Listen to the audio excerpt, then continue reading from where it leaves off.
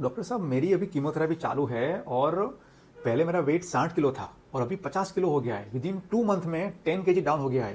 ये कोई चिंता की बात है? मित्रों, कैंसर में वेट लॉस होना बहुत ही कॉमन बात है, लेकिन अगर वो weight more than 10% within 6 month में होगा तो उसको सिग्निफिकेंट वेट लॉस माना जाता है। यानी कि आपका वेट 60 किलो है तो 6 से 7 किलो वजन विद इन 6 मंथ में डाउन होगा तो ये सिग्निफिकेंट है। उसके लिए आपको डॉक्टर के साथ संपर्क में आना पड़ेगा और बात करनी पड़ेगी। और ये वेट लॉस के 2-3 मेन कारण है। सबसे पहला कारण ये है कि कैंसर कैचेक्सिया, यानी कि अगर कैंसर है तो कैंसर भी अपनी खुद की कैलोरी ले रहा है। आप जो भी खाना खा रहे हो उसका पार्ट 2 पार्ट में डिवाइड होता है, तो उस समय आपको कैलोरी डेंस और प्रोटीन रिच फूड लेना चाहिए। डाइटिशियन की हेल्प लेनी चाहिए। उस समय आपको भूख लगे ऐसी हम आपको दवा देंगे। कभी कभी टेस्ट भी खराब हो जाता है तो फूड में कुछ चेंज हम कर सकते हैं।